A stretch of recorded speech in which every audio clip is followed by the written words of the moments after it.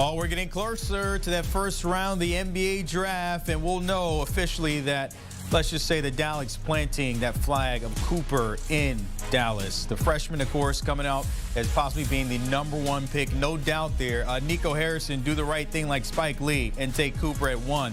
But coming off that freshman year when he produced that best one-and-done season in college basketball, you look at the stats: points, rebounds, assists, steals, and blocks, and leading his team to the Final Four. So we know that's going to be #1. The draft starts beyond that. After that, maybe 2, Dylan Harper goes to San Antonio. But then 3 through 8, everything gets a little spicy. Trey Johnson projected there by Adam Finkelstein to go 3 to Philly. BJ Edgecombe at 4. Con Knipple at 5. And Ace Bailey, the second piece of that Rutgers duo there with Harper, falling to 6. And then others, of course, we will see how that pans out in the top 10. All right, we got the 2 best piece here and all of everything when it comes to it here, Adam Finkelstein and Matt Norlander. And Matt, I'll start with you and talk about Ace Bailey, because this is a guy we talked about throughout the season that could be a top 3 pick, but we just saw it there possibly falling to 6. There's been rumors of him maybe forcing his way to D.C. or New Orleans with the Pelicans. Is this a lot of smoke here, or your thoughts on that? So I'm semi-skeptical of the smoke. I really can't wait to get to draft night just to see where this guy winds up going. We've reached a point with Ace Bailey that even like a week and a half ago, I don't think folks thought we'd get here. I think he has this. If every player plays to their potential, I think Bailey has the second, third at worst highest ceiling of any player in the draft. The idea that he's not going to go work for Philly and that's going to prevent Philadelphia from drafting him just doesn't pass the smell test for me. If Daryl Morey in that room truly on the big board for Philly has Ace Bailey's name at #3, then he's going to be selected 3rd. The idea that he's just going to simply be held from doing so doesn't pass the smell test for me. If he doesn't go, I will say this: if he does not go 3rd or 4th in this draft, then he will be a victim of some serious mismanagement, because even in spite of Rutgers not having a good season, you see Dylan Harper's going to go 2nd to San Antonio, barring some, massive trade that would flip the draft upside down. Harper will go #2 to the Spurs. Bailey had the stock and the performance and the athleticism and everything to attach him to being, a safe projected top 4 pick. And the idea that now we're talking about the possibility that he could slip to 6, 7, maybe his absolute floor is 8, it's kind of unthinkable to me, but I still consider it very, very possible that he winds up going in the top 4 because the upside is so massive. Yeah, guys, here's the deal on Bailey and specifically his representation. They like the fit with the teams who pick between 6 and 8 more than they do the teams who pick 3 and 5. They are adamant that he is a top 3 prospect in this draft. And more importantly than where he gets selected is the runway to prove it next year as an NBA rookie. Now, don't get me wrong. They would like him picked atop this draft because of the salary implications. And they are hoping that either Washington, New Orleans, or Brooklyn trades up into the top 5 with the chance to get him. But if not, by refusing to work out for the teams that pick between 3 and 5, they are content to let him go to one of those spots, with Washington being at this point the most likely outcome. And that would be strictly because they have essentially played a game of chicken with the executives from Philadelphia, Charlotte, and Utah by refusing to visit those 3 places. All right, so it's more about the fit based on his representation. We know the talent is there, as both of you illustrated that already. Matt, I'm curious, when you talk about the range of where a Cedric Coward can fit, maybe that 10 to 18, what do you hear about the buzz from him from Washington State? Well, I did a huge feature on Coward last week. He's one of my favorite NBA draft profiles I've ever done. An immensely impressive player, person, the whole deal. And, for the past month or so, there have been 3, although there's been a number of franchises that have shown real interest. Some of them will not have, unfortunately, unless they are motivated and able to trade up, they're not going to come close to getting them. The Clippers being one of those who have been there almost since the start, but the Clippers hold the 30th pick. There are 3 franchises in the top 20 that have consistently showed some real genuine interest. I'll be intrigued to see if Coward winds up going to any of these 3. The best position team is now actually Phoenix as a virtue of that trade with Houston. So the Suns at 10. Portland at 11 has been consistently intrigued and interested. And then Washington at 18. Now, Coward might not be there for them at 18. I'd be a little surprised, even though the interest has been there with Phoenix and Portland. If he went 10 or 11, there are some folks that push back on the notion, He started in D3. There's not a ton of evaluation and tape against high-level opponents. Will he be able to make that jump? Will he justify being a top 15 overall pick? But speaking of the 15th pick, you know, I know there's a little bit of rumbling about whether Oklahoma City would be capable and able to move up in the draft. I personally find that hard to believe that any NBA franchise would enable the sitting best team in the league that is poised to remain atop that mountaintop for the years to come to better them by allowing them to get a pick into the lottery. But if they sit there at 15 and Coward's sitting there, that actually feels like a really good fit. So keep an eye on him. I think he's the best story of the draft overall. And if you want to know more about it, you can go to CBSSports.com or the CBS Sports app to read that profile. Matt, Tim Presti is somewhere smirking at your comments. He was like, all right, just wait and see what I do. Remember, I have all these picks there loading in the drafts for years to come. Outside of that, San Antonio, they have 2 in the first round. Assuming that they go number 2 with Dylan Harper here, Adam, at 14, are we thinking of big men there heading to Texas? Yeah, we are. In fact, this is something that we reported yesterday here on CBS Sports Net and CBS Sports HQ, and that is that I believe the Spurs are targeting a big man. They had Kaman Malawach in for a workout. Now, Malawach will not be on the board at 14, so the only way his representation would allow him to go conduct that workout is if he believed that the Spurs were a legitimate candidate to trade up. So I think from that alone, we can deduct that the Spurs are in the market to trade up. Now, they already have Wemby. Why would they want Malawach? Well, rumor is that Wemby likes the idea of playing the 4, little Anthony Davis-esque, if you will. And if you were to pair Wemby with Malawach, you would have certainly the most intimidating defensive tandem for the next decade plus that you could possibly imagine. Wemby is absolutely unprecedented with his measurements. Malawach is 7'2" with a 7'6" wingspan. Now, if they can't trade up, I would keep an eye on someone like Joan Berenja, who's got a 7'4" wingspan of his own. I do think that the Spurs will try and get one of those 2 players in the lottery. If they can't, then I think they would pivot to a wing, and that's where someone like Coward could be in play. Adding some more size there next to Wemby, as you mentioned, there's something to watch. And Matt, when you talk about Trey Johnson, maybe in that top 10, maybe top 5, where do you see the ideal fit for him? So Adam and I agree. I think if we could project and we think, you know, Trey Johnson, what he'll ultimately be, like he's got top 3 stock. For me, I actually have Trey Johnson number 2 overall as a prospect in this class. But to this point, just keep an eye on Philly on Wednesday. No one really knows what's going to happen there. I know Adam in one of his most recent mocks had Johnson to number 3. But at this point, Trey Johnson's camp most consistently has gotten back positive feedback from Charlotte at 4 and Utah at 5. I think us here at CBS have probably been the most consistently aggressive and optimistic on Johnson's prospects, both as a player and where we think he'll go in the draft. I think if you look elsewhere, you might see him mocked to 6 or 7 at this point. And it certainly could happen. There's a real big jumble there between 3 and 6. We wait and see if any of those teams trade out or swap spots. But right now, Trey Johnson, who if he really can grow into a high-level shooter and scorer in the NBA, like there is a realistic scenario where he winds up as one of the 3 best players in this draft.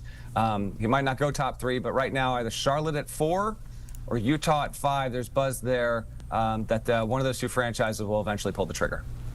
Yeah, I had him mocked yesterday to Phoenix at the 3rd overall pick, and I understand VJ Edgecombe is probably the most likely outcome here, but I've been told that Philadelphia has very sincere interest in Johnson, and whether that comes at 3 or whether maybe even more likely they explore scenarios to trade down and grab him, whether it's 1, 2, 3 spots lower. There is certainly a strong interest in Trey Johnson in Philadelphia. That's going to be something very interesting to watch here because I do think this draft starts at number 3. So whether they take Edgecombe, whether they take Johnson, whether they take Bailey, or whether they move the pick in hopes of drafting Johnson or as a backup plan, Con Kneppel, I think those are all viable options right now for the Sixers, and everybody else is waiting to see what they do with that 3rd pick. Johnson, what the kids call him, a walking bucket in the SEC Freshman of the Year this past season. And Adam, we said the same thing 2 months ago about Walter Clayton. He did cancel some workouts. He has an idea of where he's going. What are you hearing? Where do you have him projected? Brandon, I tried to tell people on this one. You know, I tried to tell them. Listen, this guy is too good of a shooter. It's not about leading Florida to an NCAA championship. It's about the fact that in the NBA, he has a skill that is highly coveted, and he's got the body type to be a better defender in the NBA than he is in college. Now, what I'm hearing most recently is that he went back to Miami for a 2nd workout, and then subsequently he canceled workouts with teams selecting at the end of the first round. Now, some have concluded that means he has a promise, but I think at minimum we can conclude that his representation is very comfortable that he will be off the board in the top 25. Miami has to be considered a possible destination, but I think places like New Orleans, Orlando are definitely viable as well. I've also heard that Phoenix would be interested in moving up to try and get in the mix for him. So I think Walter Clayton looks like he's going to be in a very good spot in just about 36 hours from now.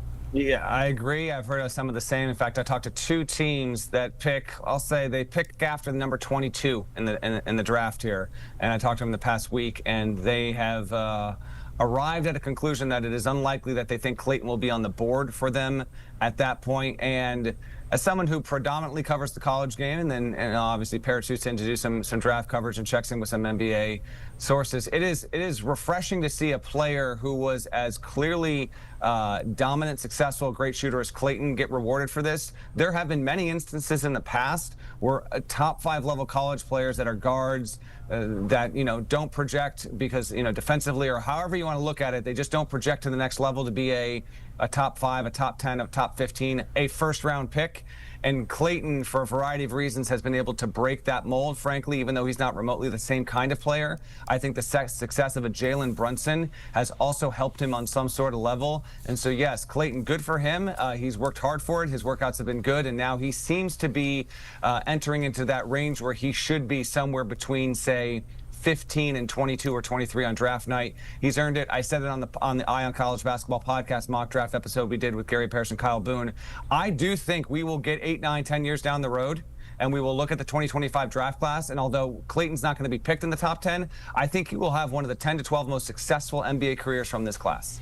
I just hope that he doesn't go to the Magic because we will never hear it again from Zach Aldridge. We know he's a Gator fan and a Magic fan, so that's the only thing I ask for tomorrow. NBA, please do not send him to the Magic. Before I let both of you guys go here, Adam, anything out there we should be watching the closer we get to that 8 p.m. deadline tomorrow? Yeah, there's some definite Jeremiah Fears buzz right now, and specifically with people wondering out loud whether he could be in play for Utah at number 5. Jeremiah Fears is probably the most polarizing prospect in this class, and regardless of who thinks he's got what kind of upside, all it takes is one decision maker to make the call. Now, Austin Ainge has taken over as the president of basketball operations for Utah, and that means, from what we are told, that he not only has control over their draft room, but that he will not be held accountable for draft picks in previous years. So if he doesn't like Isaiah Collier or any of those guys, he can just move on and pick someone else at the same position. And if he thinks Fears has the talent to be an alpha-type playmaker in the NBA, Fears could be in the mix at 5. We are hearing that pretty consistently. If Fears gets a bump up, it means somebody will bump down. And if that happens, I'm told that Con Knippel could be the guy to start to slide instead of at the top of the lottery, potentially to the mid-lottery. So those are 2 intertwined variables to keep an eye on here in the next 36 hours. That would be surprising there, Adam, because I know you haven't projected there in top 6. A lot of people may be top 4, top 5. The reason why Con Knippel might fall, thoughts on that? Well, I think there's an upside conversation to be had, but I think it's also just a matter of if someone likes a different player more. So, for example, I have Knippel firmly over Fears. If Austin Ainge or some other program values Fears above him, then by just naturally it's going to knock Knippel down. So there's no doubt, I think, that Knippel has a very high floor, that he's going to make an immediate impact. So I think I should emphasize this is not necessarily a knock on Knippel as much as it is that there may be some NBA decision makers who are willing to invest in the upside of other prospects more so. But to be clear, I do not believe Knippel should fall. He's one of my favorite prospects in the draft, and on my board, he is a firm top 6 guy. Household name right next to Cooper Flagg. We saw that in that season with Duke, both freshmen, by the way. But as always, fellas, appreciate your time. Just so you know, no sleeping all the way to tomorrow into the weekend. We got a lot of work before we get to the draft, but appreciate it as always.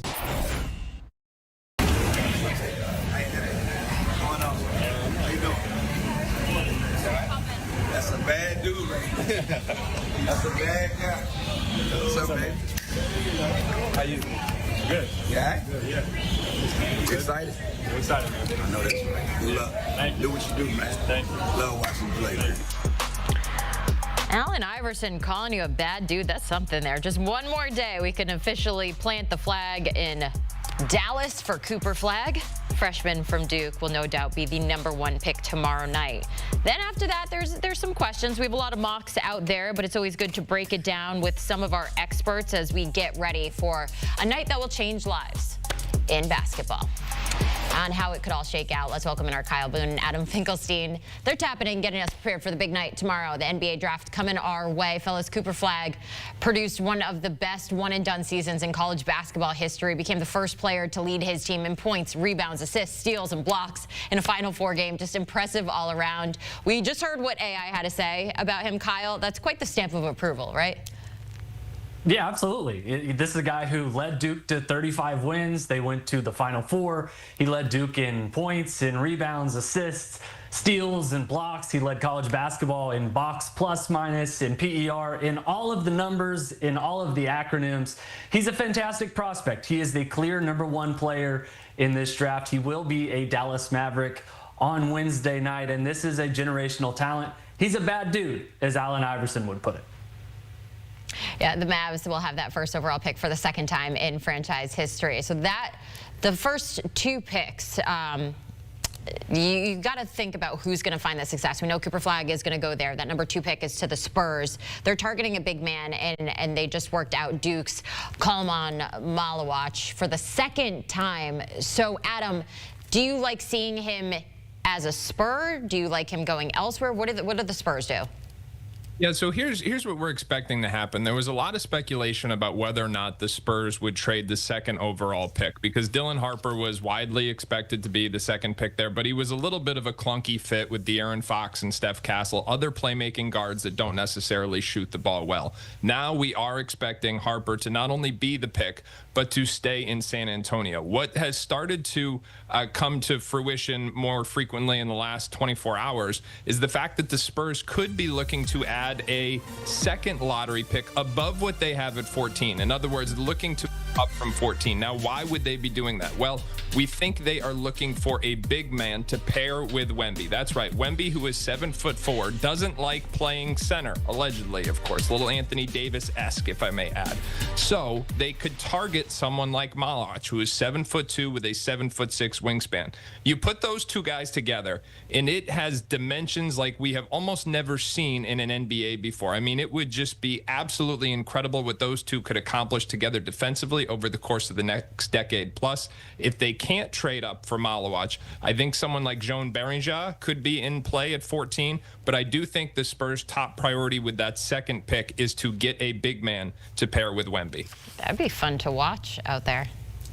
And yeah, and just to add to that, Fink, obviously I think Kalman Malawach is probably going to be off the board at number 14. It's a matter of how high the Spurs can climb. I think Malawach could go as high as number 7 or number 8 on draft night. So, can the Spurs move up that high? I'm skeptical that they could make that end up working. Beringer could make some sense there. Asa Newell, if they were to stay put, could possibly be in play. I think just one thing to add here is the Spurs are a very smart organization. They are not going to force this rebuild. And, I think they'll try and play it as things lie, where, possibly if they get a big man to fall to them, maybe they go that route. Also in play, Cedric Coward could be in the mix. Carter Bryant, if he ends up slipping, I think would be a fine option there. So, there's a number of different contingency plans that I'm sure San Antonio's front office is probably working through in the final hours leading up to the draft on Wednesday. Working through all of them, that's for sure. We were just talking about teams bringing players in for workouts. Well, Walter Clayton Jr. just canceled his workouts with teams picking late in the first round. Adam, what's the reasoning there? Is just difficulty getting him in, or is he just that confident in his draft position?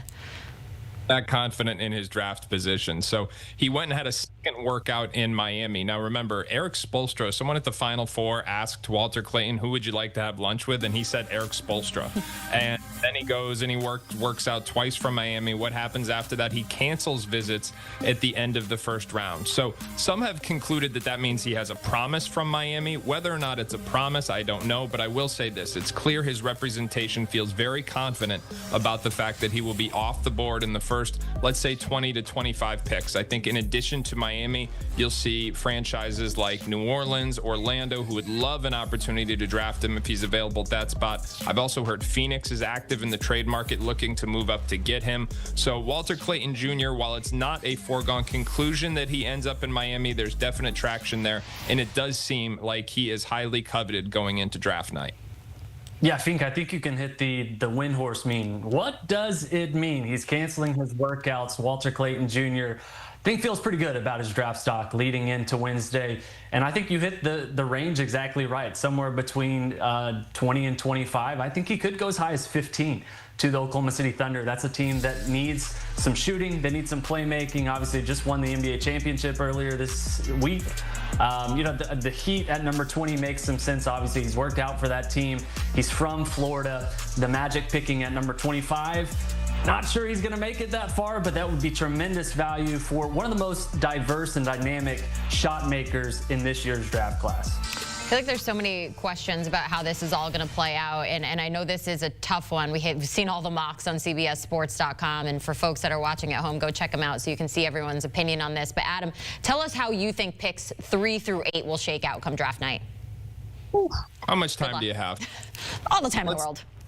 Let's do this as quickly as I can. Here are the Sixers' options at 3. They can take VJ Edgecombe. They can take Ace Bailey and call his representation's bluff. Or they could take Trey Johnson, who I've been told they have more interest in than is widely being reported. Now, if Johnson is their guy and they think he could be available farther down the lottery, they could trade that pick. Even if Johnson is not there, they could view Con Kneppel as a kind of a contingency plan or a secondary prize, if you will. So there's 4 options for the Sixers. And then after that, everybody else is going to have to respond to what they do. We know Charlotte wants VJ Edgecombe. Do they trade up to number 3 to try and get him? We believe that Utah is now in a position where they're thinking about Jeremiah Fears. That's some of the latest intel we have. We talked about that earlier right here on CBS Sports HQ. If Fears moves up into the top 5, it throws off the rest of the lottery, potentially with Bailey sliding down to 6. And then what happens to Con Kneppel? Does he go to 7 or does he go to 8? So there's all types of dominoes and all types of implications that could happen, beginning with that 3rd pick, which is where we believe, Jenny, that this draft really starts. You did a great job there. I really, like that's hard to kind of break all down. We were on top of it. We are now just 1 day away until the NBA draft, that 2-day event being hosted at the Barclays Center. Are you excited for the Mavs, Haley? I feel like this is a good time for you. I feel like I've gone into a draft where I'm like, we have something to look forward to. Cooper Flag. Yes. Welcome to Dallas, baby. I'm a little early, but I feel like I want to be the first to welcome it. I think you should be, because I know it's been a struggle there after the whole Luka ordeal, so you deserve a glass half full, bright mentality in terms of the draft. Our Adam Finkelstein has been working around the clock. I think he's put out approximately like 75,200 NBA mock drafts. So this is the very latest one, 1 through 10. As already alluded to, Cooper Flag, highly expected to go number 1 overall to the Dallas Mavericks, who had less than a 2% chance 1.8, baby, to get that pick. Number 2, he has Dylan Harper going to the Spurs, Trey Johnson over to the 76ers. And we're going to talk about sleepers, because we know the big names, right? We know the Cooper Flags, we know Dylan Harper, Ace Bailey, all of that. But what about some guys that we might be overlooking in this upcoming draft? So for that, let's welcome in Fink and Kyle Boone to talk about it. Gentlemen, I want to start off here with Cedric Coward. And this is a guy whose story I absolutely love. Started off in D3 and then making all his way up to Washington State. The player comps are Jalen Williams. That is some pretty serious stuff there. So Fink, how is this guy still a sleeper? Actually, Kyle, I will come to you first. How are we talking about him as a sleeper and we're making comparisons to Jalen Williams here? Yeah, look, I'm maybe skirting the rules here in terms of what qualifies as a sleeper. But like a month ago, we were talking about this guy as a potential 2nd-round pick. And, now he's probably, the cat's out of the bag. He's no longer someone who is flying under the radar. But I still think he could qualify as a sleeper. This is a guy who could end up outperforming his draft position. He's a 6'5" wing. He has a 7'2" wingspan, career 39% three-point shooter. And for a guy who began his career at the Division III level, played at Eastern Washington, and then last season was at Washington State, this is a guy who has had a meteoric rise, and I think could end up being a potential top 10 pick on draft night, which is quite the rise for someone who just a few years ago was an unranked nobody, really that no one was paying attention to. Yeah, I mean, just a month ago, he was going to go to Duke because he didn't think the first round was a foregone conclusion. And to Kyle's point, has a pretty solid chance to go in the lottery right now. I think, top 10, we'll see. I think there's probably a better chance that he's somewhere in between maybe 11 and 15. But I do think that his stock has undeniably risen. Listen, he's long, he's got huge hands, which is actually an important indicator for a lot of NBA front offices. There's belief in his shooting. He's shown self-creation, albeit only in the 6 games he played at Washington State this year. And then people think he's going to be a solid defender as well. And there are rave reviews about his character. So all of that combined has allowed him to shoot up these draft boards. How cool, thinking about a month ago he might be going to Duke, and now we're talking about him as a potential top 10 pick in the NBA draft. Next up, I want to get to Drake Powell. This is a guy, once a former 5-star recruit. Last season with UNC didn't really pan out completely as expected, but Kyle, you still believe in Drake Powell. Tell us why. Yeah, I'm buying stock in Drake Powell. He's someone who ended up as the number 22 prospect on my board, which was higher than the rest of my colleagues. And the situation didn't work out at North Carolina. Sometimes that happens. He is a former 5-star recruit. He does have those credentials. And the peripherals of his profile, I think, is really encouraging. He was 81st percentile on catch and shoot opportunities, 84th percentile finishing at the rim. And this is someone who I think, just because of his frame, because of his athletic ability, can be a 3-and-D type wing at the NBA level. We know that the NBA loves these archetypes of prospects. And, I think for someone who had a down year at North Carolina, I think in a new situation in the NBA, he could end up outperforming his draft stock as someone who goes, early 20s or maybe even slips into the 30s on draft night. Yeah, Drake Powell's an interesting one, and Boone is higher than I am on him. We ranked him really high coming out of high school because we believed in the positional size, athleticism, the defense, and the offensive potential. Unfortunately, we didn't see enough growth with that offense last year at North Carolina. So if you like Drake Powell and you are making a case for his long-term upside, you are making that case based on the belief that there will be more offense than we have seen thus far. I don't know that he's going to be ready to play NBA minutes next year. I think it's going to be somewhat probable that he ends up getting some time in the G League, which would probably be for his benefit. He's going to need more reps. But ultimately, this is going to come down to the offense. We know he's got size, athleticism, and defense, but at minimum, he's got to be able to make spot-up corner threes to have a translatable offensive role in the NBA. All right, next up, Rasheer Fleming. This is a guy who is 6'8" with a 7'5" wingspan. And when you're doing research on this guy, his physical tools, physical maturity, that is something that comes up quite a lot. So, Adam, I'll come to you first here. How much of a steal do you think he is going to be for whatever team ultimately drafts him? Well, I think right now some of the intel is that he could be sliding in this draft. So if you let's make an economics analogy, if you could. If you believe in buying low, I think this is a good play to get some high upside or a return on the investment, especially if he goes into the early second round.